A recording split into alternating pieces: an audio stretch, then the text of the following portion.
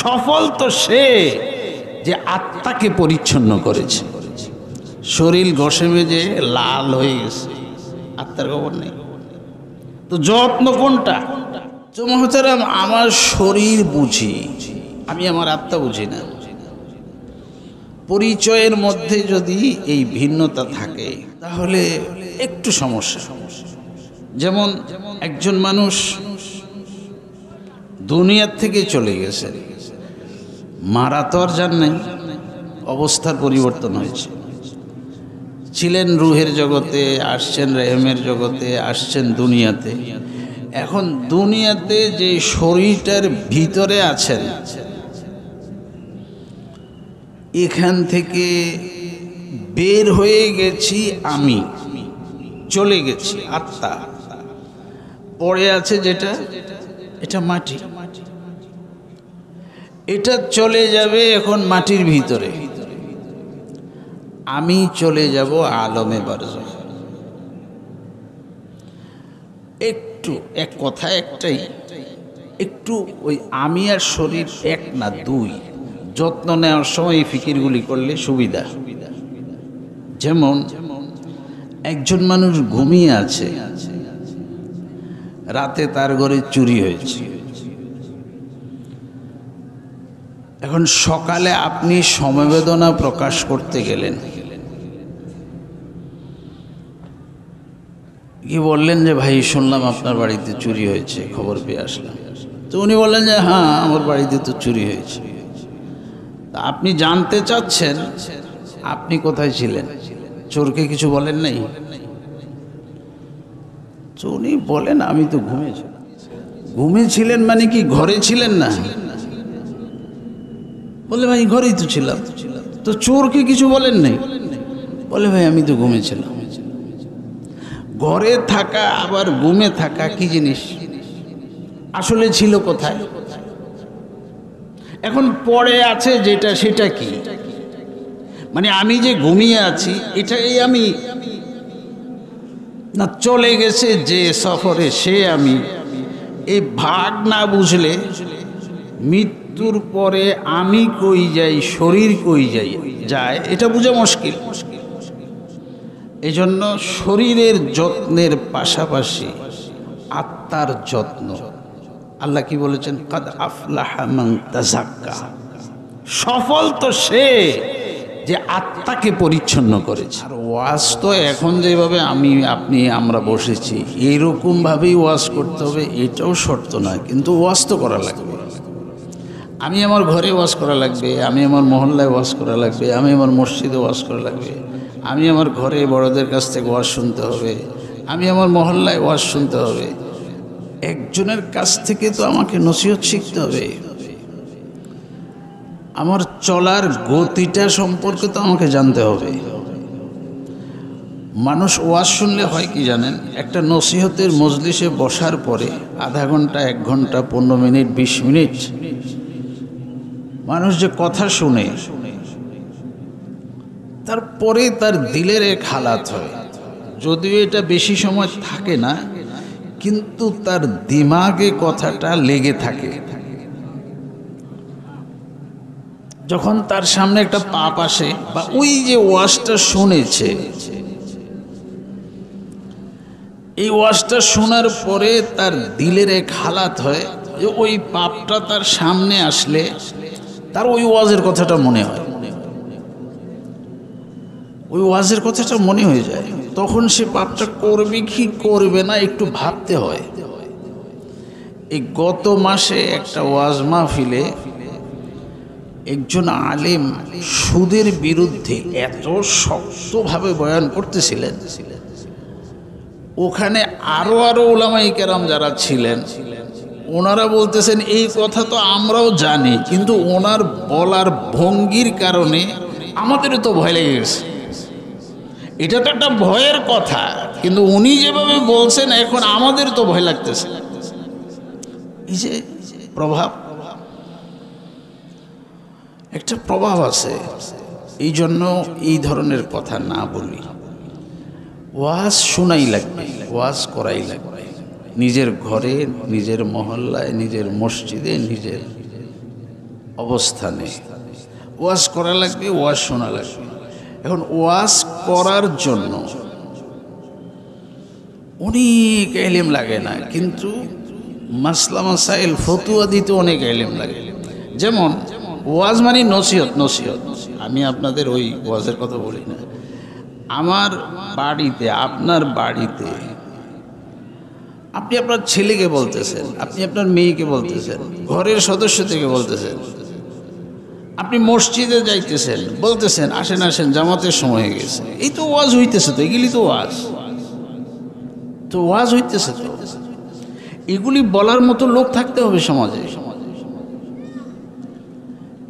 এই সমস্ত লোক যত কমে যাবে তত সমস্যা হবে। এই জন্য দাওয়াত ও তাবলীগের এত গুরুত্ব। দাওয়াত তো থাকতে হবে। দাওয়াত না থাকলে আমি যেরকম দিখারা পথারা, অন্যরাও দিখারা পথারা। দাওয়াতের এক গুরুত্ব কেন দেখেন, ছোট ছোট বাচ্চাদেরকেও এই উপমহাদেশের, এবং এটা তো এখন পৃথিবীব্যাপী ছড়িয়ে আছে, নূরানি পদ্ধতির প্রতিষ্ঠাতা কারি বেলায়েত সাহেব রহমতুল্লাহ আলাইহি এই ছোট ছোট বাচ্চাদেরকেও পড়াইতেন কতক্ষণ, নসিহত করতেন ততক্ষণ, অনেক লম্বা সময় নসিহত করতেন। এখন কেউ যদি ওনাকে ধরেন প্রশ্ন করতো যে এই বাচ্চাদেরকে নসিহত করে লাভ হবে, এরা কি বোঝে? আরে না ভাই, মানুষের স্ট্রাকচার, মানুষের অবয়ব, আমার শরীর এইটা খাটো ছোট বয়স্ক, তার ভিতরে যে থাকে সে তো ছোট না। শরীরের ভিতরে যে থাকে সে ছোট না। এটা শরীরের পূর্ণতার সাথে সাথেই সে কথা বলে। একটা কথা বলি শুনেন, মাত্র জন্মগ্রহণ করেছে, দুনিয়াতে আসছে একজন, এখন বলা হচ্ছে তার কানে আজান দাও। এখন ওখানে যদি কেউ বলে যে এই বাচ্চা আজানের কি বুঝবে, এই বাচ্চা আজানের কি বুঝবে, আজান দিলে লাভ হবে না। আসলে ভিতরে যে মানে আমার আত্মা সত্তা জাত, এই কিন্তু ছোট না। এর জন্ম তো বহুদিন আগে, অনেক বছর আগে তার জন্ম। আমি শরীরের ভিতরে আসছি তো মাত্র সেদিন। সবচেয়ে কম সময়ের অবস্থান ঘোষণা অনুযায়ী ওমাল হায়াতুদ দুনিয়া ইল্লা মাতাউল গুরুর, যে কোনো সময় শরীরের থেকে আমি বের হয়ে যাব। এখন শরীরের ভিতরে যে আছে সে ছোট না, ছোট হচ্ছে আমার শরীর। যেমন দেখেন, আমরা মায়ের পেটে কতদিন ছিলাম, তো বলি 9.5 মাস, 9 মাস, 10 মাস। আসলে মায়ের পেটে আমার স্ট্রাকচার তো 4 মাস ছিল। ওই সময় আমি ছিলাম না, এটা স্ট্রাকচার ছিল, মানে অবয়বটা ছিল, খামিরাটা ছিল। যখন আমাকে পাঠানো হয়েছে ওই খামিরের ভিতরে, ওটার বয়স তো 4.5 মাস, 5 মাস, 5.5 মাস। তা আমি মায়ের পেটে কতদিন ছিলাম, শরীর সহ কতদিন, শরীর ছাড়া কতদিন? যদি বলেন শরীর সহ, তাহলে ছিলাম 9 মাস, 9.5 মাস, 10 মাস। আর আমার অবস্থান ছিল অল্প কিছুদিন। আমি ছোট না, আমার শরীর ছোট, আমি অবুঝ না, আমার শরীরটা এখনো বুঝে না, পরিপক্ক হয় না। এই জন্য আমিও কথা বলি না। আমার শরীর যখন বুঝের হয়, পরিপক্ক হয়, তখন আমি কথা বলি। আত্মা, সত্তা, জাত আর শরীর, এই দুটাকে আলাদা করে না বুঝলে যত্ন হবে শরীরের, আমার কোনো যত্ন হবে না। যেমন আমরা অসুস্থ হয়ে যাই, বা আমি আপনার সাথে দেখা হয়েছে, আপনি আমার সাথে দেখা হয়েছে, আসসালামু আলাইকুম। ওয়ালাইকুম আসসালাম, কেমন আছেন? ভালো আছি। শরীরের কি অবস্থা? সবাই শরীরের খবর লয়, আত্মার খবর লয় না কেউ। মানে যেটা পচে গলে মাটি সেটার খবর আছে, যেটা মরবে না, পচবে না, গলবে না, তার খবর নেই। তার খবর কেউ জিজ্ঞাসাও করে না। আমি আপনাকে জিজ্ঞাসা করি খেয়েছেন কিনা, আপনি বলেছেন হ্যাঁ খেয়েছি, কিন্তু আত্মা খেয়েছে কিনা এটার খবর নেই। আত্মার খানা আমি দেই কিনা, আত্মার খানা হচ্ছে কিনা, আজকে হয়েছে কিনা, আসলে সে খায় কিনা, খাইলে কি খায়।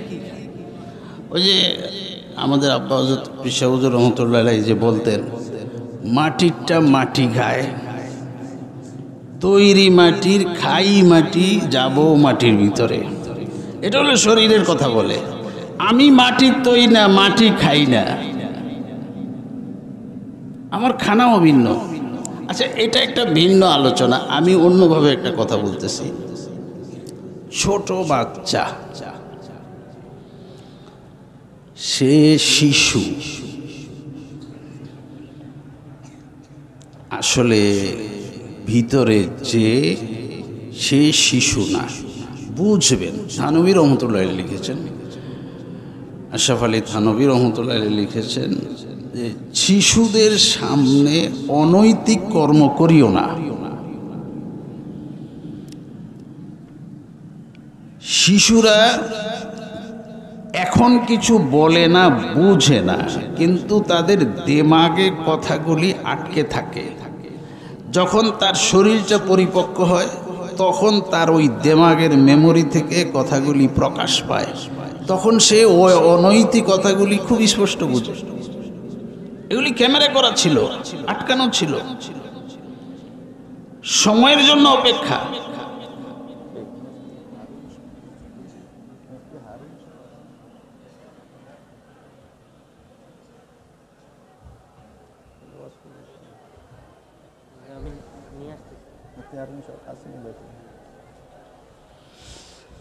আচ্ছা, তো এই বিষয়গুলি আমাদের মধ্যে একটু অবুঝ হয়ে যায়, বেমিল হয়ে যায়। আজান দিতে গেলে কত কথা, মুয়াজ্জিন সাহেব কোথায় পাইব, ইমাম সাহেব কি এখন আইব কিনা। আরে ভাই, এই শব্দগুলি তো যে কেউ বাচ্চার কানে বলে দিতে পারে। তাকে জানাইয়া দেওয়া, দুই জগৎ পার হয়ে আসছো, একটা হলো আলমে রেহেম, আরেকটা হলো আলমে আরোহ। এই রুহের জগৎ, রেহেমের জগৎ পার হয়ে এখন যে তুমি আলমে দুনিয়ায় আসছো, ওই দুই জগতে যে তোমাকে লালন পালন করেছে, যে বড় ছিল এই দুনিয়াতে, এই জগতে, সেই তোমাকে লালন পালন করবে। এই বক্তব্যগুলি তার কানে পৌঁছে দেওয়া। এখন ইমাম সাহেবের দরকার, মুয়াজ্জিন সাহেবের দরকার না ভাই, এগুলি তো আপনি বলতে পারেন। এখানে তো চিৎকার করার দরকার নাই, কানের কাছে গিয়ে কথাগুলি বলা,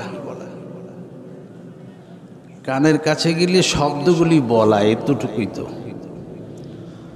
কিন্তু অনেক মানুষ এটা পারে না, করে না, কারোর জন্য অপেক্ষা থাকে। অত্যন্ত গুরুত্বপূর্ণ এক জিনিস। তো মহতারাম, এই ধরনের ওয়াজ করার জন্য, এই কানে আজান দেওয়ার জন্য একজন বড় আলেমের দরকার নেই। এই নসিহত আপনি আপনার ঘরে করতে পারেন। ঘরের নসিহতের এক ভিন্ন প্রভাব আছে। আমি ওই দিন এক জায়গায় বলেছিলাম যে আপনারা ওয়াজ করতে বললে বলেন আমরা পারি না। আরে ভালো একজন লেখকের বই পড়ে পড়ে প্রতিদিন শোনেন, এটাও তো হয়, এটাও তো হয়। একজন ভালো মানুষের লেখা পড়ে শোনান, ছেলে মেয়েদেরকে শোনান, নিজে পড়েন, বা যে পড়তে পারে তাকে বলেন যে এখান থেকে একটু পড়ো, আমরা শুনি। কিন্তু মজলিস তো দরকার, মজলিস লাগবে।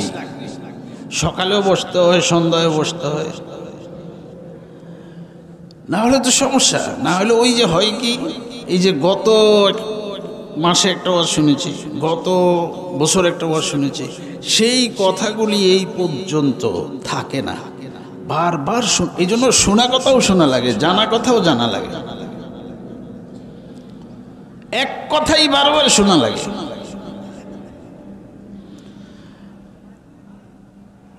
তো মহতারাম, আমার শরীর বুঝি, আমি আমার আত্মা বুঝি না। পরিচয়ের মধ্যে যদি এই ভিন্নতা থাকে তাহলে একটু সমস্যা। যেমন একজন মানুষ দুনিয়ার থেকে চলে গেছে, মারা তো আর যান নাই, অবস্থার পরিবর্তন হয়েছে। ছিলেন রুহের জগতে, আসছেন রেহেমের জগতে, আসছেন দুনিয়াতে। এখন দুনিয়াতে যে শরীরটার ভিতরে আছেন, এখান থেকে বের হয়ে গেছি আমি, চলে গেছি আত্মা। পড়ে আছে যেটা, এটা মাটি, এটা চলে যাবে এখন মাটির ভিতরে, আমি চলে যাব আলমে বারজাখ। একটু এক কথা একটাই, একটু ওই আমি আর শরীর এক না দুই, যত্ন নেওয়ার সময় এই ফিকিরগুলি করলে সুবিধা। যেমন একজন মানুষ ঘুমিয়ে আছে, রাতে তার ঘরে চুরি হয়েছে, এখন সকালে আপনি সমবেদনা প্রকাশ করতে গেলেন, কি বললেন যে ভাই শুনলাম আপনার বাড়িতে চুরি হয়েছে, খবর পেয়ে আসলাম। তো উনি বললেন যে হ্যাঁ আমার বাড়িতে তো চুরি হয়েছে। তা আপনি জানতে চাচ্ছেন আপনি কোথায় ছিলেন, চোরকে কিছু বলেন নাই? তো উনি বলেন আমি তো ঘুমিয়েছিলাম। আমি তো ঘুমিয়েছিলাম। ঘুমিয়েছিলেন মানে কি ঘরে ছিলেন না? বলে ভাই ঘরেই তো ছিলাম। তো চোরকে কিছু বলেন নাই? বলে ভাই আমি তো ঘুমিয়েছিলাম। ঘরে থাকা আবার ঘুমে থাকা কি জিনিস? আসলে ছিল কোথায়? এখন পড়ে আছে যেটা, সেটা কি? মানে আমি যে ঘুমিয়ে আছি এটাই আমি, না চলে গেছে যে সফরে সে আমি? এই ভাগ না বুঝলে মৃত্যুর পরে আমি কই যাই, শরীর কই যায় এটা বোঝা মুশকিল। এই জন্য শরীরের যত্নের পাশাপাশি আত্মার যত্ন। আল্লাহ কি বলেছেন? কাদ আফলাহা মান তাযাক্কা। সফল তো সে যে আত্মাকে পরিচ্ছন্ন করেছে। শরীর ঘষে মেজে লাল হয়ে গেছে, আত্মার খবর নেই। তো যত্ন কোনটা? তো মুহতারাম, আল্লাহ তাআলা এই তাজকিয়া নফসের বাগান থেকে আমাদেরকে আত্মশুদ্ধি অর্জন করার তৌফিক দান করেন। হুজুর আসতে আসতে আরও কিছু উলামায়ে কেরাম আছেন, ওনারা